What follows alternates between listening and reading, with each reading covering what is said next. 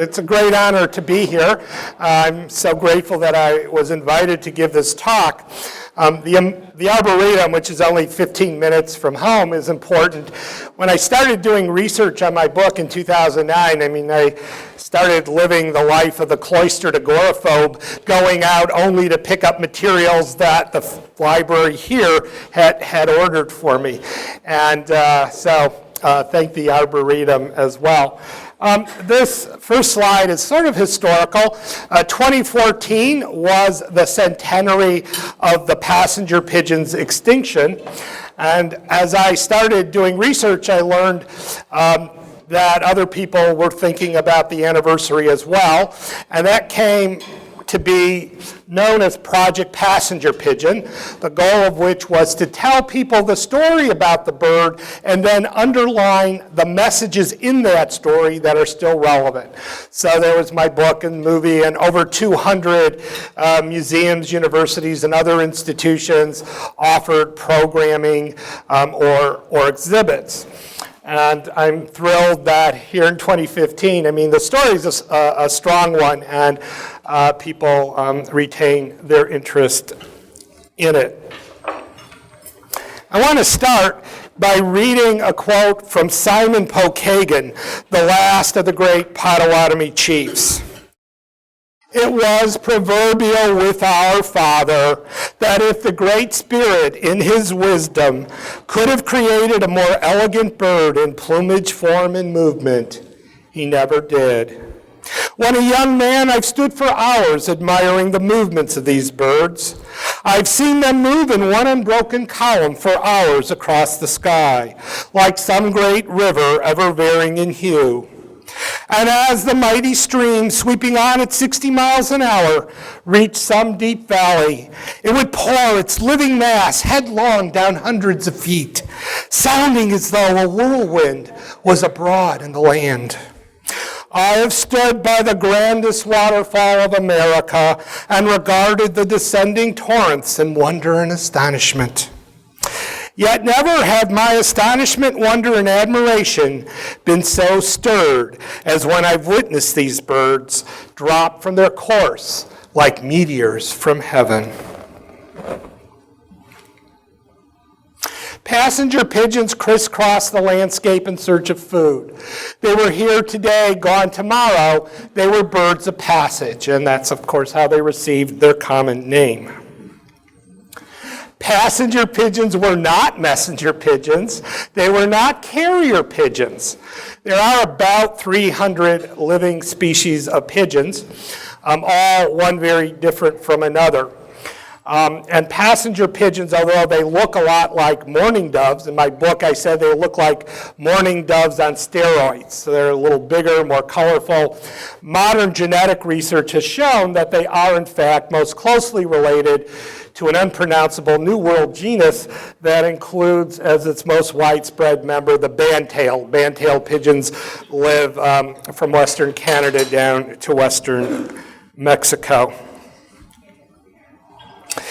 In my view, passenger pigeons were unlike any bird human beings have ever known, and this for three principal reasons.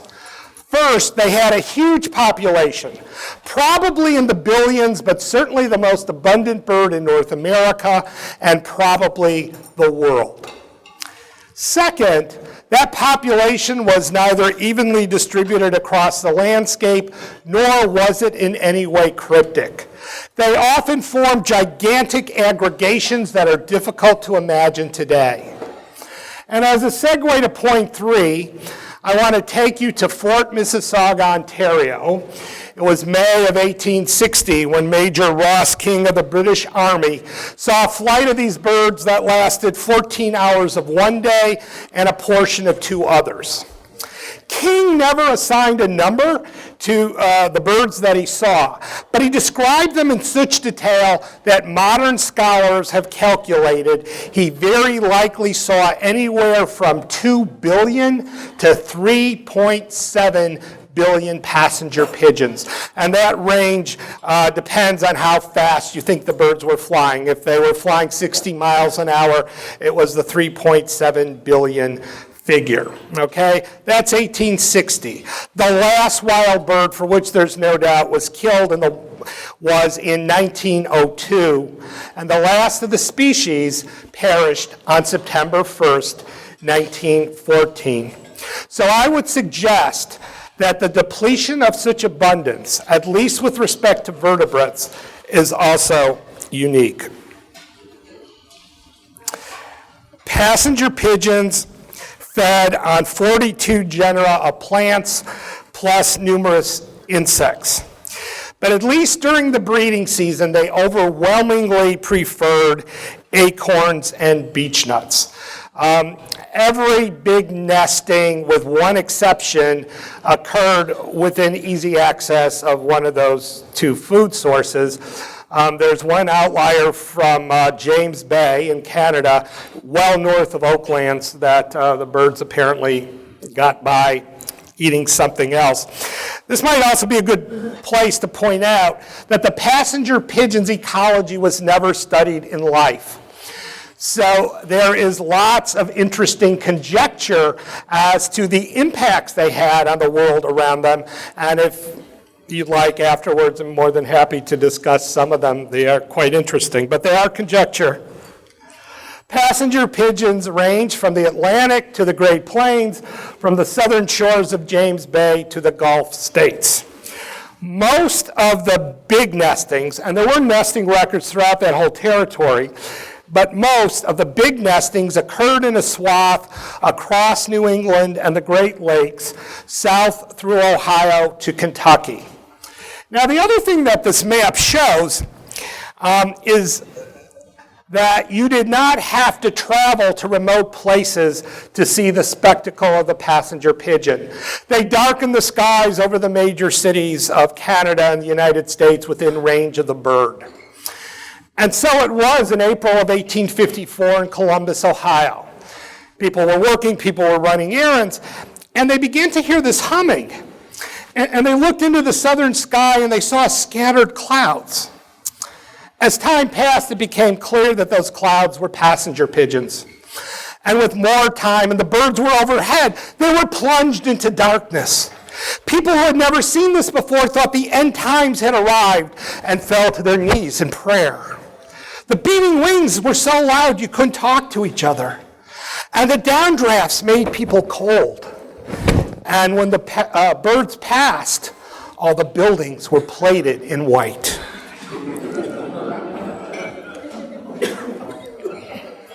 Native Americans certainly used the bird, but because they often, years would go by before they used the same nesting or roosting grounds, relatively few groups actually depended on them. The relationship between the pigeon and Native people is best documented with the Seneca. It was part of their religious and cultural life. But of course, it was also used as food, as manifested by their name for the bird, which translates into big bread. Now, the first European to encounter passenger pigeons, as far as we know, was Jacques Cartier. This occurred on July 1st, 1534, as he was exploring the western coast of Prince Edward Island. He saw vast flights of what he called wood pigeons. What's interesting to me is that although he saw them and recorded it, he made no mention of killing any. And I think maybe that was because just a few days before, his sailors had filled their casks with great auks, a bird that disappeared a good 50 or 60 years before the passenger pigeon. But those who followed, the visitors and early naturalists, were amazed by what they saw. Jean Bossu was a French officer who wrote this in the early 1700s. When one approaches the country of the Illinois, one sees during the day clouds of doves, a kind of wood or wild pigeon. A thing that may perhaps appear incredible is that the sun is obscured by them. Writing a few years later, William Stork, looking at Florida, saw so many birds he wouldn't even tell you what he saw because he was afraid you wouldn't believe him. And that may have been smart because still a little bit later, Captain Davy of Ireland was visiting Philadelphia when he too witnessed a great flight of birds, went home, told people what he had seen. They said, malarkey. And from that point on, called him Captain Pigeon. Now, one of the first, perhaps the first naturalist to explore North America was Mark Catesby. And this painting by Catesby is believed to be the first colored rendition of the pigeon. Catesby reported that people in Philadelphia and Manhattan shot the birds from their porch. The father of American ornithology is generally thought to be Alexander Wilson. Wilson spent time in Kentucky and knew the birds well. One morning, he saw what was obviously going to be a huge flight of birds, and he wondered how many would pass this point over the course of the day. So he sat there with his pencil and calculated, and come dusk, he had counted over 2 billion birds. Another time, he was on the Ohio River, and he wanted to go to shore to buy some milk. So he walked over to a farmhouse and was talking to the farmer, when suddenly there was this horrific, tremendous sound, and suddenly it became dark. He thought a tornado was coming, and he was terrified. He asked the farmer, what do we do? And the farmer said, just the pigeons. John Audubon, America's best-known student of birds, and his painting of the bird is certainly the most iconic of all. Audubon had a store in Henderson, Kentucky on the Ohio, and one day he had a business trip to Louisville. That trip took a total of 3 days. And for the duration, he said, flights of pigeons obscured the sun. He said their droppings fell like snowflakes. Now, if you saw something like that, you wouldn't be apt to forget it, right? Well, if you were an artist, you might very well incorporate it into your work. And so on the left, we have Anthony Philip Heinrich, America's first great composer. He lived in Kentucky for a while too, knew the birds. His master work was a 9-movement piece devoted to the passenger pigeon, each movement depicting a different aspect of the bird's life.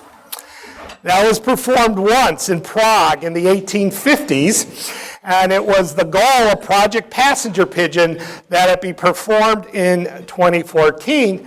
And I'm glad to say that in mid-October, the Yale University Symphony Orchestra performed it in New Haven, and 2 weeks later, the University of Wisconsin Symphony performed it in Madison. America's first important novelist is the middle person, James Fenimore Cooper. His first novel was The Pioneers, and in that book, he tells of the killing of many passenger pigeons and recounts the views of different characters. It is believed that those passages are the first time an environmental issue was ever addressed in American letters.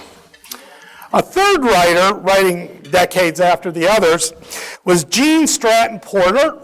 She was best known for her novels for young people, probably the best known of which was The Girl of the Limberlost. She grew up in Northeast Indiana. Her father was a Methodist minister, and he saw a connection between passenger pigeons and mourning doves and the dove of peace in Scripture. So he banned his children from killing any of those two native species. So one day, Jean was visiting neighbors who had no such proscription, and the house was filled with dead and dying passenger pigeons. And that moved her, and she used that in her work. Lewis Cross was an obscure painter from Michigan, near Grand Rapids. He did not draw birds with the intent of creating scientific accuracy. He drew instead what Walton Ford calls narrative natural history painting.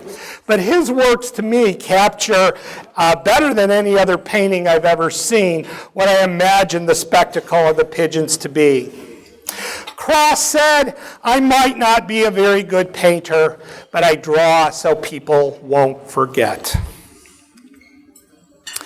Now, the first Europeans known to have killed passenger pigeons were the settlers of ill-fated Fort Caroline.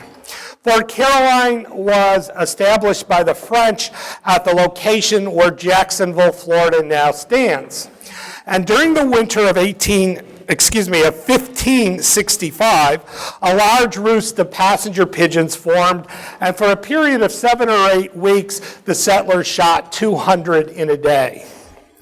40 years later, Samuel Champlain and his men were anchored off Goose Fair Bay off the southern coast of Maine, and in Champlain's words, they killed a goodly number of passenger pigeons. First, the birds were hunted for personal use. The surplus was sold in local markets, and then regional markets developed. The birds were killed in many ways. This is actually a French painting depicting the taking of wood pigeons. But fire was also used in the hunting of passenger pigeons. And it was used in 2 different ways. One, as shown here, hunters would go into the roosts or nesting colonies at night with their torches. The light would blind the birds, and it was easy to club them and procure them. Or, if the hunters were lazy, they just light the woods on fire and collect roast passenger pigeons in the morning. Now, the oddest way that I came across that people used to hunt them was employed by potato farmers in Aurelia, Ontario. If they were harvesting their crop and there were flights of birds low overhead, they'd actually reach down and hurl tubers at them. Now, it's good to know that they lost more potatoes than they gained pigeons. But every so often, they would knock a pigeon out of the sky, and I thought, if only an onion fell too. I mean, they'd have an entire, stew, and I suspect that, the ease of it, they kept trying. But mostly passenger pigeons were shot or netted. Shooting passenger pigeons was described as a temptation too strong for human virtue to withstand. And they had guns back in the 18th and 19th century, such that if you pointed them at one of these giant flocks, and you had to be a really bad shot not to hit some, as many as 100 or more birds might fall from the sky with a single shot. Well, here's the digression that Andrew mentioned. I've been reciting all these instances of people killing passenger pigeons, and nowhere had anyone that I know of found photos of freshly killed passenger pigeons. I wrote hundreds of organizations, other people searched too. And then one day in the fall of 2012, Destry Hoffard of Ypsilanti, Michigan, sent me this Stereopticon card labeled Small Wild Game of the Allegheny. It depicts a bunch of gray squirrels. Below them are some rough grouse and 3 passenger pigeons. This is a picture I brought to Andrew to see if he and his colleagues could identify the tree. I mean, it would have been really cool if it had been a chestnut. Now, it's not, but Andrew suggested that I would never find a better informed group than this, and anybody hazard a guess? I mean, nobody reached a consensus, so I don't know if it's even possible from looking across the room. If anyone's interested in giving that more thought, let me know, and I can send you a better image, but there are other variations of this image, but as of now, this is still remains unique. And I have to believe that there are other photos out there. If anybody has access to old archives or knows people who have old hunting pictures, let me know. This is another image, the one on the left that was sent to me by Destry. So netting was really the backbone of the passenger pigeon industry. If you think about it, guns are expensive. You have to buy ammunition, you have to buy powder. So this is how they used nets to catch passenger pigeons. They would clear a section of ground, bait it with grain, and set up big nets. The nets on the right are actual passenger pigeon nets from a historical society in Coudersport, Maine. Now, the challenge was to attract the wild birds as they were flying over. So the tintype on the left, with 2 passenger pigeon hunters and their paraphernalia posing there. The guy on the left has a long pole with what looks like a disc at the end. Well, that was mounted on a fulcrum so it would move up and down like a teeter-totter. And you can also see 3 live passenger pigeon decoys, one of which would be attached to that disc, which was known as the stool, and that's how we came to the name stool pigeon. Now, a lot of younger people don't know that term. It's mostly those of us that are familiar with 1940 gangster films, but a stool pigeon is one who's unfaithful to one's own group. So the hunters would be in their blinds, and they'd be moving the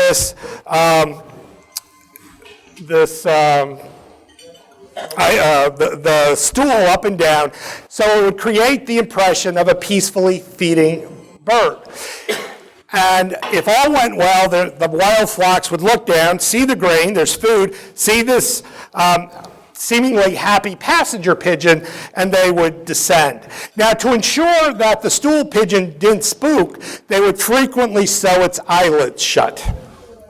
And so if all worked well, the birds would land, they'd release the net, and they could catch hundreds of birds at a time, sometimes 1,100 or 1,200. But the problem was that if they caught too many, the birds could raise the net enough for some to escape. So the hunters would bolt from their blinds, throw themselves onto the net, and with one free hand reach in, grab a bird, and chop down on the back of its head. Now, one pigeon hunter, in fact, complained that he bit down on so many pigeons, his teeth got loose. And I asked the dentist about that, and he said given the prevalence of gum disease in the 19th century, he thought that was very plausible. Now, what really drove the pigeons onto the spiral to extinction was the introduction and expansion of 2 new technologies in the 1840s. The railroad meant that wherever the birds were obtained, no matter how remote, if you could get them to a rail station, you could send them to the large urban markets of the Midwest and East. The telegraph meant that no matter where the bird showed up, a remote hamlet in the Missouri Ozarks, say, that information could now be disseminated quickly and widely. The birds knew no respite. Well, with this additional volume of birds available, national markets developed. This is the New York market during Christmas season 1877. And to sustain that market, there developed a group of hunters, anywhere from maybe 600 to 2,500, who did nothing but chase the birds all year long. So they're nesting in Michigan, and they would go up to Michigan, and they would be helped with the locals. They would cut trees and light fires and shoot birds and smash eggs and collect young. And I think that really explains why the birds became extinct so quickly. Bear in mind an important fact about passenger pigeon biology. They only laid 1 egg a year. So with this constant mortality throughout the year, unceasing, and with limited ability to increase the population, it just collapsed in a very short time. What drove the demand for the birds was they were cheap. They were the cheapest terrestrial protein. There were times you could buy them for pennies a piece. Now, another way the birds were used, not certainly in as large a number as for food, was for hunting. So now, in most places, if you go out and you're shooting pigeons, they're made out of clay. Back then, they were made out of flesh and blood. So This is an example, one shooting tournament on Long Island, New York in 1881. They shot 40,000 passenger pigeons, and those birds had been obtained on a nesting in Oklahoma. So when you think about the mortality of birds dying, or mortality of birds being transferred from Oklahoma to New York, I mean, it was very high as well. In my view, habitat loss was at best only a secondary factor. I think the best evidence is there was plenty of food for the birds in the 1870s and 80s. But the loss of timber certainly reduced where the birds could nest, so they no longer, for example, nested in New England. And those places where they did nest became more accessible. Another type of habitat loss that affected at least some birds in some places was the loss of wetlands. The birds tended to roost in the winter in swamps, and people did not want to go there at night for fear of falling through the ice, drowning or freezing. So one example was the headwaters of the Scioto River in Auglaize County, Ohio. There had been this swamp that had held pigeons in the winter for years. Well, once the area was drained, in a course of just several months, people went out every night and shot thousands of birds, and in no time, the birds were either killed or the survivors moved on.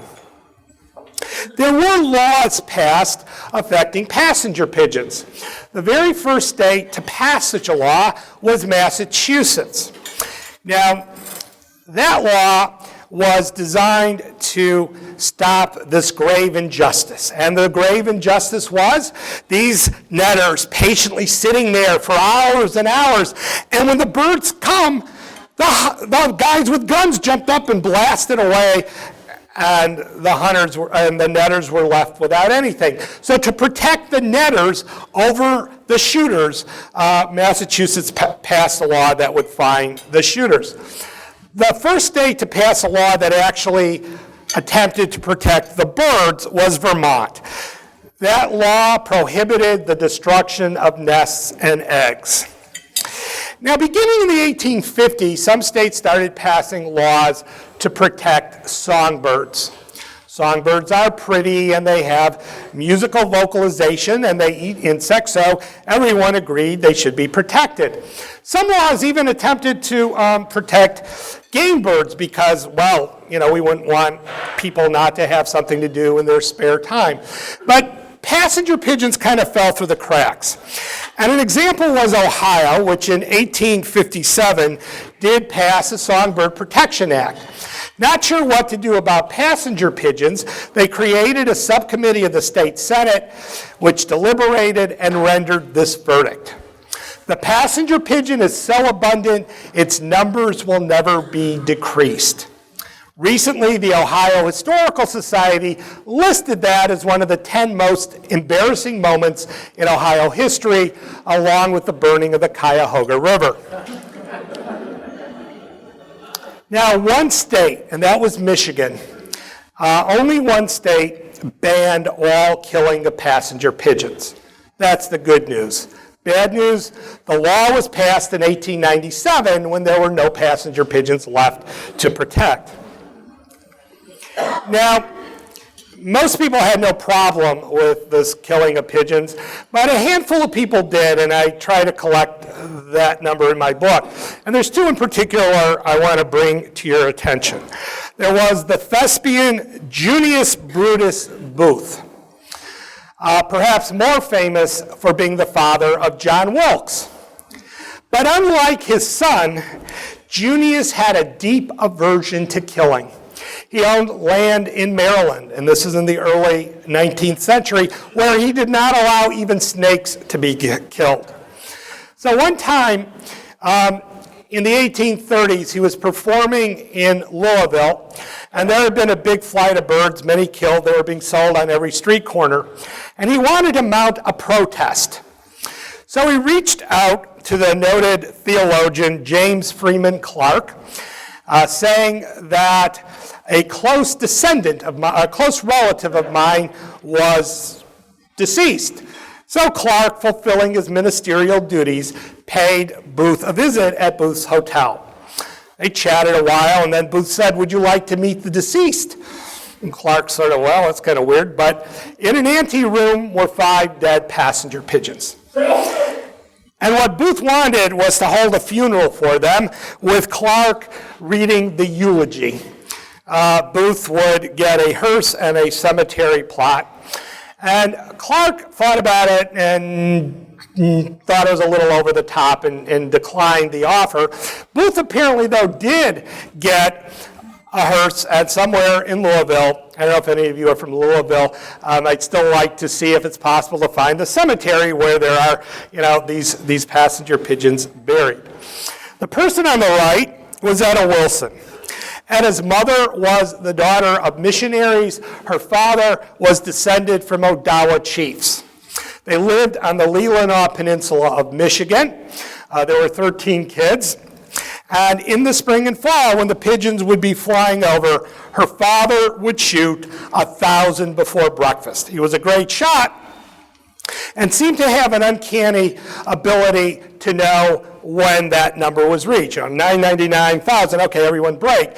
So the kids, their job was to go out and collect the dead and dying birds. 15 people can eat a lot of pigeons. The surplus was sold or traded for other food. Etta grew up and became a very good writer. She was the first woman's editor of the Detroit News newspaper. But her collaboration in causing the extinction of the pigeon gnawed at her, really bothered her. So she eventually moved from Detroit to Indianapolis, where she was employed by the National Audubon Society and devoted her life to bird protection. Now, the period from 1871 to 1882 is really a critical one in the history of the bird. In that period, we could see how rapidly the birds declined. So, during that period, there were lots of nestings in Pennsylvania. Let's picture Pennsylvania on the right. The largest nesting on record occurred in central Wisconsin in 1871. It covered 850 square miles and probably involved 136 million birds. This is a picture of Quincy Bluffs Natural Area in Adams County, Wisconsin, which preserves what the landscape likely was in 1871. Okay, so 1871, you had the biggest nesting. Just 7 years later, in 1871, was the last time the birds nested in any numbers at all. That was in Petoskey, Michigan, in the northern part of the southern peninsula of that state. That nesting probably took up 200 square miles, maybe involved 60 million birds. 4 years later, in 1882, was the last time the birds nested in any numbers at all. There were 3 nestings in Wisconsin and 1 in Pennsylvania, that each of which exceeded 1 million birds.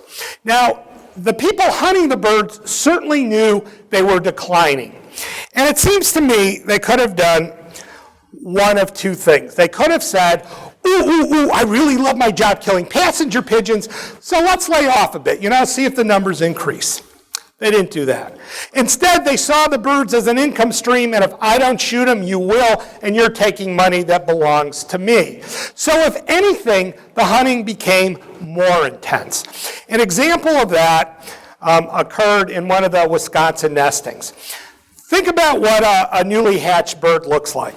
It's feathers and its bones, not much to eat. So traditionally, they would wait a period for the birds to become more toothsome. Well, in Mouston, Wisconsin, as soon as the birds were hatched, they put them in barrels and literally stomped them into paste. Now you can imagine the people buying this aren't happy. This is not a very good product. And the trade association rose up and said, we will never let this happen again. And it never did. By 1890, there were probably only a few thousand birds left. This is a litany of lasts. The one I just want to mark is the bird shot in 1900. Prior to my research, that was long thought to be the last wild bird. It was the last wild female, but probably more importantly, it was the last immature bird. And that meant that at least one pair of passenger pigeons could fledge a young in the absence of flocks of birds. The last wild bird shot, for which there is an extant specimen, was shot near Springfield, Illinois, and it's currently in the collection of Millikan University in Decatur, Illinois. The last wild bird shot, for which there's no doubt, but there's no specimen, was shot in Indiana in 1902. And then there was Martha. And I think this really adds poignancy to the story. Here was a bird, it had a name, and people knew it. Now, in 1900, there were 3 captive flocks, one in Milwaukee, one in Chicago, and one in Cincinnati. So some number of the Milwaukee birds wound up in Chicago, and the Chicago birds were owned by Charles Otis Whitman at the University of Chicago. In 1902, he sent a female bird to Cincinnati, and over time, there was breeding, and young birds were produced, but they eventually all died out, and the birds became senescent. There was certainly no way to augment them with wild birds because they were gone. So in the end, there were 2 living passenger pigeons, both in Cincinnati, one named George, one named Martha, the director of the zoo channeling the Washington family in the naming of passenger pigeons. George died in 1911, and Martha hung on. She became weak. She didn't move much, mostly shook. Her keeper lowered her perch to a few inches above the floor of the cage. But she was an attraction, and there's stories of people crowding around her enclosure, some throwing sand at her to get her to move. And then about 1 o'clock in the afternoon on September 1st, 1914, her keeper found her dead, and the passenger pigeon ceased being a living species. Now, Whitman not only taught at University of Chicago, he was also director of the Woods Hole Lab in Massachusetts. So when school was out, he would load up his pigeons. He had maybe 25 or 30 species, 250 birds, put them on a train, went to Massachusetts, and then brought them back. So the only migration Martha ever knew in life was by train, and the only flying she ever did, I should say further, when she died, she was put in a big block of ice and sent to the Smithsonian Institution, where she has been ever since. She was off display for quite a while. She was put back on last year as part of the anniversary. So the only flying she ever did was a round trip, first class flight from DC to San Diego, and one other time she flew to Cincinnati. So what is the legacy of the passenger pigeon? So one is the power of the story. So this is Gary Landry, who's been interested in passenger pigeons since he was a youngster. He's a botanist at the University of Louisiana, and he really likes oaks, by the way. And he has a website devoted to the bird. He's an avid collector. Much of the artwork in my book is from his collection. And people call him about buying and selling passenger pigeons. Because they became extinct before any federal laws, you can buy, sell, and own passenger pigeons without any paperwork. So he got a call from a lady in New Hampshire who had a pigeon that she wanted to sell. And he asked me if I wanted to buy it. Well, I didn't really need to have it in fee simple absolute. It was enough to have it during 2014 to show in talks. So we agreed that Gary would buy it and I would borrow it from him. So the bird went from New Hampshire to Gary's home in Franklin, Louisiana. But when he received it, the perch it was on was kind of flimsy. He was reluctant to lend it to me. And really, the last thing you ever want to tell a friend is you ruined his passenger pigeon. So I bought it from Gary, and then it went on the rest of the trip to Westmont, Illinois. And I waited anxiously, and this is actually how the bird got its name. When they traveled by car, they always sat in the seat next to the driver.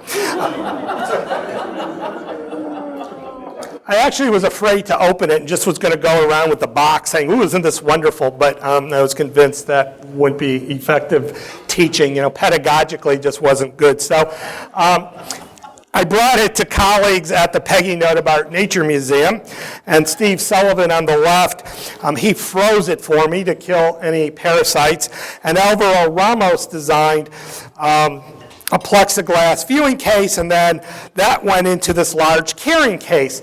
This large carrying case, supposedly, if it falls off a speeding truck, the contents are safe. So if the pigeon in life were protected anywhere near as well as my dead bird, they wouldn't be extinct. Well, another manifestation of the power of the story is that since 2010, at least 4 books have been, 4 novels have used the passenger pigeon as either a part of the setting or the plot. There's 2 I want to mention in particular. One, Came Home by Amy Timberlake, came out in January of 2013. It's about a girl looking for her sister during the 1871 nesting. That book was recognized by the Newbery Award people as one of the outstanding novels for young readers of that year. And later, the Edgar people gave it an award for Best Mystery for young people. The second book I want to mention isn't up there, but it's called Who is Martha? It's about an ornithologist born in 1914 who late in life sees himself as the last of his kind. What's amazing to me is the author is Ukrainian and writes in German. So this story on the other side of the globe was so compelling to her that she made it the center of her novel. Ben Novak is a young man who grew up in Williston, North Dakota. He had been interested in passenger pigeons for a long time. He actually has a tattoo on his shoulder of the pigeon. He became interested in genetics and is now at the University of California, Santa Cruz, working with Beth Shapiro, one of the country's premier authorities on ancient DNA, in an effort to bring the passenger pigeon back through genetic manipulation. So this female bird at the Royal Ontario Museum in Toronto, they've extracted DNA from her, and they're in the process of mixing it with a bandtail to bring back some passenger pigeon-like bird. There are place names scattered all over the former range of the bird.